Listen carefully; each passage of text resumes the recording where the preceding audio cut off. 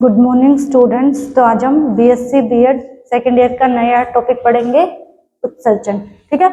अब उत्सर्जन पढ़ने के लिए सबसे पहले हमें समझना होगा कि उत्सर्जन क्या होता है, इसमें कौन कौन सी क्रियाएं होती है। तो देखो, आपको पता है कि किसी भी जीव का जो शरीर है वो क्या है, बहुत सारी कोशिकाओं से मिलकर बना होता है। तो उन कोशिकाओं के भीतर क्या है, बहुत सारी उपापचय क्रियाएं चलती रहती है। उन उपापचय क्रियाओं के फलस्वरूप क्या होता है कि विभिन्न रासायनिक परिवर्तन होते हैं, जिनके कारण क्या है, हमारे शरीर में बहुत सारे ऐसे मतलब अपशिष्ट पदार्थ बन जाते हैं कोशिकाओं की उपापचय क्रियाओं के कारण। ठीक है। और क्या है, अगर वो अपशिष्ट पदार्थ हमारे शरीर के अंदर ज्यादा मात्रा में प्रेजेंट होंगे तो क्या करेंगे, हमारे शरीर को नुकसान पहुंचाएंगे। इसीलिए हमारे शरीर को क्या है कि समय समय पर उन अपशिष्ट पदार्थों को शरीर से बाहर निकालना पड़ता है। ठीक है। तो ऐसे पदार्थ जो कि कोशिकाओं की उपापचय क्रियाओं के फलस्वरूप उनमें रासायनिक परिवर्तन होने से बनते हैं, ऐसे पदार्थों को हम बोलेंगे अपशिष्ट या फिर उत्सर्जित पदार्थ। और इन अपशिष्ट या फिर उत्सर्जित पदार्थों को हमारे शरीर से बाहर निकालने के लिए जो प्रक्रिया होती है उसको हम बोलेंगे उत्सर्जन। ठीक है। तो उत्सर्जन क्या हो गया कि किसी भी जीव के शरीर में बनने वाले विशिष्ट या फिर उत्सर्जित पदार्थों को शरीर से बाहर निकालने के लिए जो क्रिया होती है उस क्रिया को कहते हैं हम उत्सर्जन। ठीक है।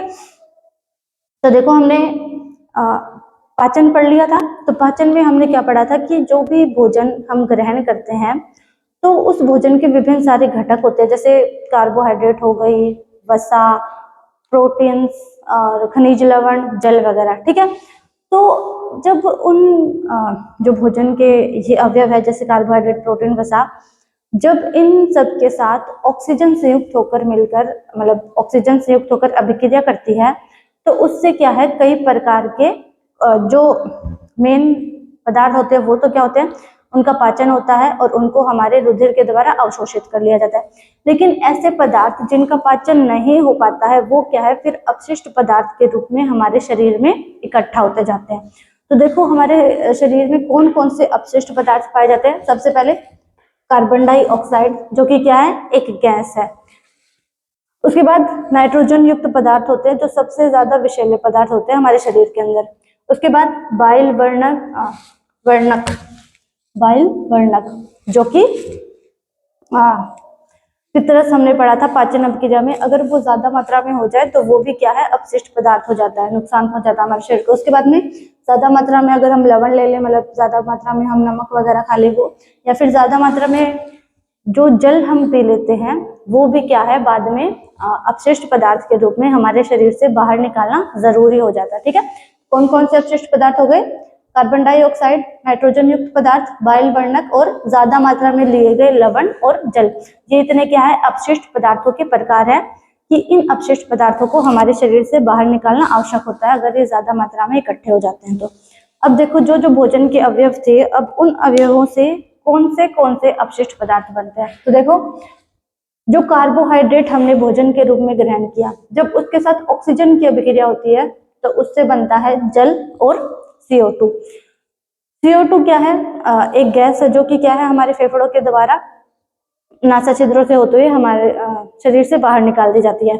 और जो एक्स्ट्रा मात्रा में जो जल पाया जाता है वो भी क्या है, उत्तर के रूप में उत्सर्जित कर दिया जाता है। उसके बाद में वसाएं भी क्या है, वसाएं या फिर फैट जो है हम भोजन के रूप में ग्रहण करते हैं, जब उनके साथ ऑक्सीजन की अभिक्रिया होती है उसके फलस्वरूप भी क्या है, जल और CO2 का निर्माण होता है। इनको भी क्या है कि हमारे शरीर से बाहर निकाल दिया जाता है। कार्बोहाइड्रेट और वसाओं से तो केवल और केवल जल और कार्बन डाइऑक्साइड यही अपशिष्ट पदार्थ बनते हैं।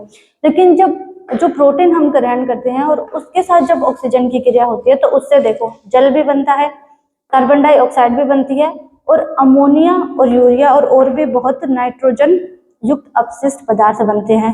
अब देखो, सिर्फ प्रोटीन से ही नाइट्रोजन युक्त अपशिष्ट पदार्थ क्यों बनते हैं, कार्बोहाइड्रेट से क्यों नहीं बनते या फिर वसा से क्यों नहीं बनते। तो देखो, जब प्रोटीन की संरचना हमने पढ़ी थी तो उसमें क्या पढ़ा था कि जो प्रोटीन है वो क्या होते हैं, अमीनो अम्लों से बने होते हैं, और जो अमीनो अम्ल होते हैं उनका जो मुख्य तत्व होता है वो क्या होता है, नाइट्रोजन होता है।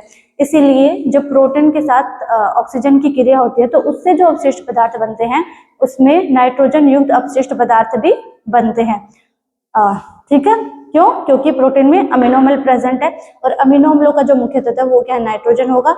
और जब इसी नाइट्रोजन युक्त प्रोटीन की अभिक्रिया ऑक्सीजन के साथ होगी तो जो अपशिष्ट पदार्थ बनेंगे उनमें कार्बन डाइऑक्साइड और जल के साथ साथ क्या है? नाइट्रोजन युक्त अपशिष्ट पदार्थ भी पाए जाएंगे, जिसमें कौन कौन से प्रमुख है? यूरिया, अमोनिया और यूरिक अम्ल। ठीक है, ये 3 प्रकार के मुख्य नाइट्रोजन अपशिष्ट पदार्थ होते हैं। जो कार्बन डाइऑक्साइड है वो तो क्या है? लंग्स द्वारा और हमारे नासा छिद्रों से होती हुई वापस क्या है? वातावरण में रिलीज कर दी जाती है और उसको हमारे शरीर से बाहर निकाल दिया जाता है। उसके बाद में जो जल होगा उसको क्या है? जो मूत्र हम उत्सर्जित करते हैं उसके रूप में बाहर निकाल दिया जाएगा। और बाकी जो यूरिया और यूरिक अम्ल या फिर अमोनिया वगैरह होगा उनको क्या है? अपशिष्ट पदार्थों के रूप में हमारे शरीर से बाहर निकाला जाता है। ठीक है, अब हम आगे पढ़ते हैं कि देखो बेसिकली क्या है? जो नाइट्रोजन युक्त अपशिष्ट पदार्थ है उसमें 3 पदार्थ प्रमुख होते हैं। पहला अमोनिया, यूरिया और यूरिक अम्ल। ये जो तीनों अपशिष्ट पदार्थ होते हैं वो क्या है? बहुत ज्यादा मात्रा में जहरीले टाइप के होते हैं। उनको क्या है? हम अपने शरीर के अंदर ज्यादा टाइम के लिए नहीं रख सकते, क्योंकि वो क्या करेंगे? हमारे शरीर को नुकसान पहुंचाएंगे। ठीक है, तो अब हम पहला पढ़ते हैं अमोनिया। ये अमोनिया अपशिष्ट पदार्थ क्या है? तो देखो नाइट्रोजन युक्त जो अपशिष्ट पदार्थ है उसमें जो अमोनिया है वो क्या है? सबसे ज्यादा जो जहरीला पदार्थ है वो क्या है? अमोनिया। ठीक है, अमोनिया क्या होती है? जल में घुलनशील होती है। इसीलिए ऐसे जीव जो कि जल के अंदर पाए जाते हैं या जो जलीय आवास में पाए जाते हैं उनका जो अपशिष्ट पदार्थ है उनके अपशिष्ट पदार्थ के रूप में क्या है? अमोनिया पाई जाती है। क्यों? क्योंकि जब वो क्या करेंगे? वो जलीय अवस्था में पाए जाते हैं और जैसे ही वो क्या करेंगे? अमोनिया का उत्सर्जन करेंगे, अपने शरीर से बाहर निकालेंगे अमोनिया, तो वो क्या है? जल के अंदर घुल जाएगी और इतना ज्यादा नुकसान नहीं पहुंचाएगी, क्योंकि जो अमोनिया है उसके उत्सर्जन के लिए क्या है? हमें जल की आवश्यकता होती है। इसीलिए अमोनिया उन्हीं जीवों का उत्सर्जित पदार्थ होता है या अपशिष्ट पदार्थ होता है जो जीव क्या है? जल के अंदर रहते हैं या जलीय माध्यम में निवास करते हैं। ठीक है, अब देखो कि अमोनिया बनती कैसे है। जब हमारे जो प्रोटीन हमने ग्रहण किया है, प्रोटीन उपापचय की विअमीनीकरण। ठीक है, प्रोटीन उपापचय का क्या होगा? विअमीनीकरण, मतलब कि उसमें से जब अमीनो अम्ल अलग हो जाएंगे और ऑक्सीकारी विअमीनीकरण प्रक्रियाओं द्वारा क्या है? अमोनिया मुक्त होती है। ठीक है, तो अमोनिया कैसे मुक्त हुई? पहले प्रोटीन उपापचय का विअमीनीकरण होगा, मतलब कि प्रोटीन अपने सरल अणुओं में टूटेगा और अमीनो अम्ल बनाएगा।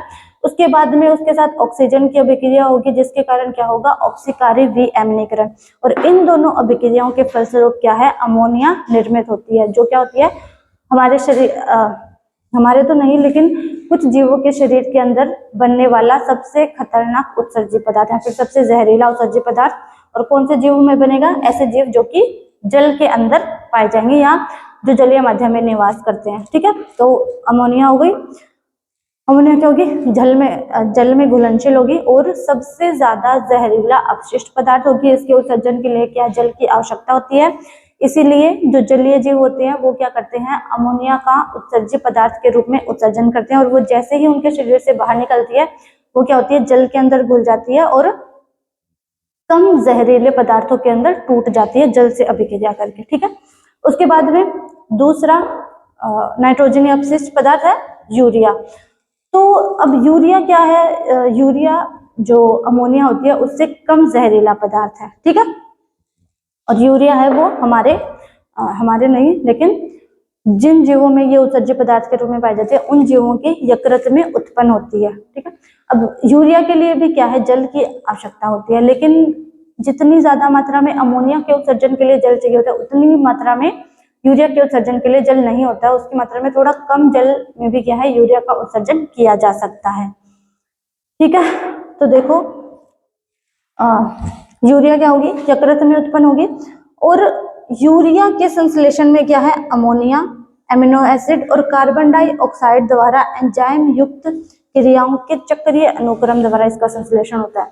तो जो यूरिया का संश्लेषण है वो किस किस के द्वारा होगा? अमोनिया, एमिनो एसिड और कार्बन डाइऑक्साइड के द्वारा, जिसमें एंजाइम भी शामिल हो गए। एंजाइम युक्त क्रियाओं के चक्रीय अनुक्रम द्वारा होता है। इस अनुक्रम को हम कहते हैं आर्निथिन चक्कर। ठीक है, कि जिस चक्कर द्वारा यूरिया का संश्लेषण होता है उसमें क्या क्या उपयोगी है? अमोनिया, एमिनो अम्ल और कार्बन डाइऑक्साइड, और उसके अलावा एंजाइम भी। इन सब इन सब पदार्थों के द्वारा एक चक्कर बनाया जाता है, या फिर इन सब पदार्थों के संश्लेषण के रूप में एक चक्कर का निर्माण होता है, और उस चक्कर के द्वारा होता है यूरिया का संश्लेषण, जिसे हम कहते हैं आर्निथिन चक्कर। ठीक है, ये भी यूरिया भी क्या है, ज्यादातर जो जलीय जीव होते हैं उन्हीं के अंदर क्या है, उत्सर्जी पदार्थ के रूप में पाई जाती है। तीसरा अपशिष्ट पदार्थ यूरिक अम्ल। ठीक है, जो क्या है, ज्यादातर स्थलीय जीवों के अंदर स्थलीय जीवों का उत्सर्जी पदार्थ होता है, क्योंकि जो यूरिक अम्ल होता है वो क्या होता है, अमोनिया और यूरिया दोनों से कम जहरीला या फिर कम खतरनाक पदार्थ होता है, और क्या है, मतलब इसके उत्सर्जन के लिए हमें जल की भी आवश्यकता नहीं होती है। तो इसीलिए जो यूरिक अम्ल है वो क्या है, जो ज्यादातर स्थलीय जीव होते हैं उनके अंदर उत्सर्जी पदार्थ के रूप में पाया जाता है। ठीक है, जो यूरिक अम्ल होता है वो क्या होता है, क्रिस्टल्स के रूप में होता है, मतलब थोड़ा रवेदार होता है, और क्रिस्टल के रूप में क्या है, किसी भी जीव के शरीर से उत्सर्जी पदार्थ के रूप में निष्कासित किया जाता है। ठीक है, उसके बाद में कि ये यूरिक अम्ल बनता कैसे है, तो ये बनता है प्यूरिन के उपापचय से। ठीक है, किससे, प्यूरिन के उपापचय से बनता है यूरिक अम्ल। अब देखो, जैसे ज्यादातर जो उड़ने वाले पक्षी हैं, मतलब सारे पक्षी उड़ते हैं, तो जो पक्षी होते हैं उनमें क्या है, जो उत्सर्जी पदार्थ होता है वो यूरिक अम्ल के रूप में होता है। ठीक है, उनका जो उत्सर्जी पदार्थ होता है वो क्या होता है, यूरिक अम्ल होता है। तो यूरिक अम्ल क्या होता है, एक तो वजन में हल्का होता है और दूसरा क्रिस्टल्स के रूप में होता है। इसीलिए जो उड़ने वाले पक्षी है उनमें क्या है कि उत्सर्जी पदार्थ, वो ज्यादा उत्सर्जी पदार्थ क्या है अपने शरीर के अंदर संचित नहीं कर सकते। क्यों? क्योंकि उनको उड़ना है, और उड़ने के लिए जो उनका भार है वो क्या है, कम होना चाहिए। इसीलिए जो पक्षी होते हैं उनकी जो हड्डियां होती है वो भी खोखली होती है। ठीक है, क्योंकि वो जितने ज्यादा हल्के होंगे उतने ही वो ऊंची उड़ान भर पाएंगे। इसीलिए जो उनका उत्सर्जी पदार्थ होता है वो भी क्या होता है कि उसका भार भी बहुत कम होता है, और वो रवेदार या फिर क्रिस्टल के रूप में उनके शरीर के अंदर पाया जाता है। ठीक है, ये जैसे मतलब पक्षियों में पाया जाएगा यूरिक अम्ल, और जो हंस वगैरह होते हैं उनके अंदर, और ज्यादातर जो स्थलीय जीव होते हैं उनके अंदर यूरिक अम्ल क्या है, उत्सर्जी पदार्थ के रूप में पाया जाता है। तो देखो आज हमने क्या क्या पढ़ा। सबसे पहले हमने पढ़ा उत्सर्जन की, उत्सर्जन कहते किसे हैं, तो कि हर एक जीव क्या है, कोशिकाओं से मिलकर बना होता है, और कोशिकाओं में क्या है, लगातार उपापचयी क्रियाएं चलती रहती है। उन उपापचयी क्रियाओं के कारण क्या होता है, बहुत सारे रासायनिक परिवर्तन होते हैं, और उन परिवर्तनों के कारण जीवों के शरीर में क्या है, कुछ अवशिष्ट या फिर उत्सर्जी पदार्थ बनते हैं। ठीक है, अगर उन उत्सर्जी पदार्थ हमारे शरीर में ज्यादा मात्रा में इकट्ठे हो जाते हैं तो वो क्या है, हमारे शरीर को नुकसान पहुंचाते हैं। इसीलिए उन अपशिष्ट पदार्थों को क्या है, शरीर से बाहर निकालना आवश्यक हो जाता है। ठीक है, और उन अपशिष्ट या फिर उत्सर्जी पदार्थों को शरीर से बाहर निकालने की प्रक्रिया को ही क्या हम क्या कहते हैं, उत्सर्जन। ठीक है, अब है कि उत्सर्जन पढ़ लिया हमने, तो फिर हमने क्या पढ़ा कि जो उत्सर्जी पदार्थ है, तो जितने भी जीव हैं उनके शरीर में कौन कौन से उत्सर्जी पदार्थ पाए जाते हैं।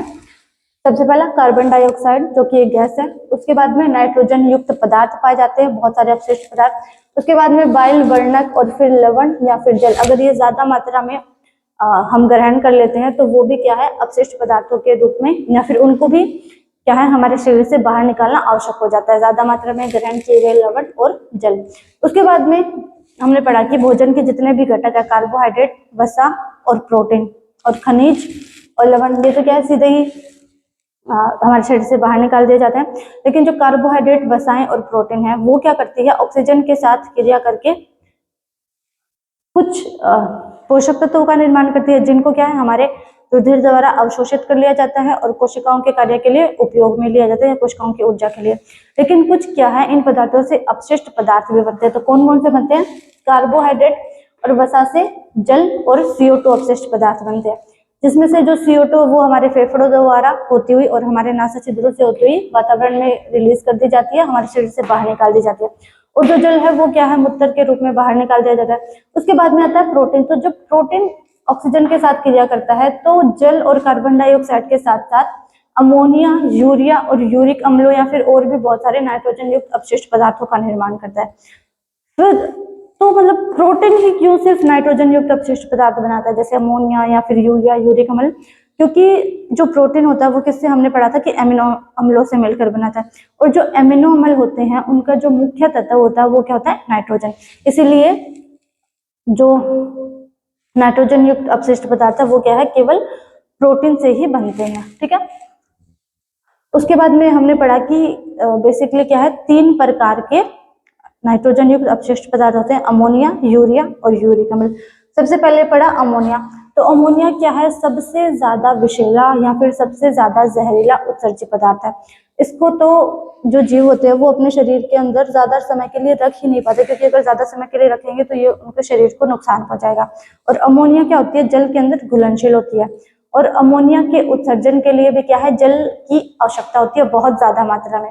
इसीलिए अमोनिया उन्हीं जीवों के शरीर में उत्सर्जित पदार्थ के रूप में पाई जाती है जो कि जलीय जीव होते हैं या फिर जलीय माध्यम के अंदर निवास करते हैं। ठीक है, अब कि अमोनिया का निर्माण होता कैसे है, तो सबसे पहले प्रोटीन उपापचय की क्रियाएं होगी जिससे विअम्लीकरण होगा। विअम्लीकरण क्या होता है, प्रोटीन का एमिनो अम्लों के अंदर टूटना।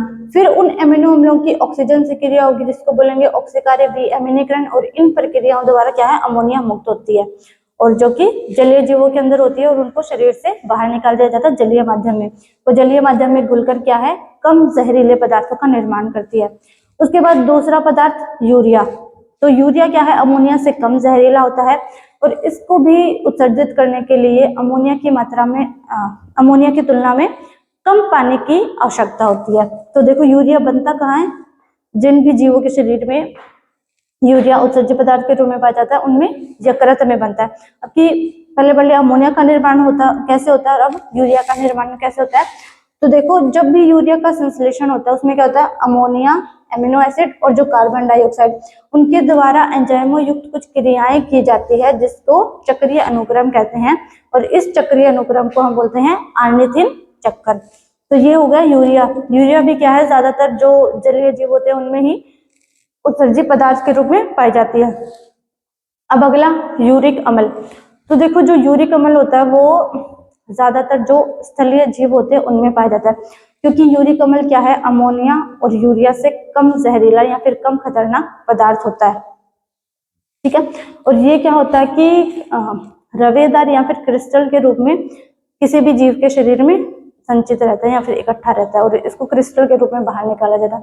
अगला जो इसका निर्माण कैसे होता है यूरिक अम्ल का, तो यूरिक अम्ल का निर्माण होता है प्यूरिन के उपापचय से बनता है, और जो यूरिक अम्ल है वो ज्यादातर स्थलीय जीवों में उत्सर्जित पदार्थ के रूप में पाया जाता है, और जो पक्षी होते हैं उनके अंदर ये उत्सर्जित पदार्थ के रूप में पाया जाता है। क्यों, क्योंकि ये क्या होता है कि इसका जो भार होता है वो कम होता है, ये हल्का होता है, और जो पक्षी होते हैं उनको क्या है, जब वो उड़ते हैं आसमान में तो वो ज्यादा भार वहन नहीं कर सकते, इसीलिए जो उनमें उत्सर्जित पदार्थ बनता है उसका भार भी कम होता है।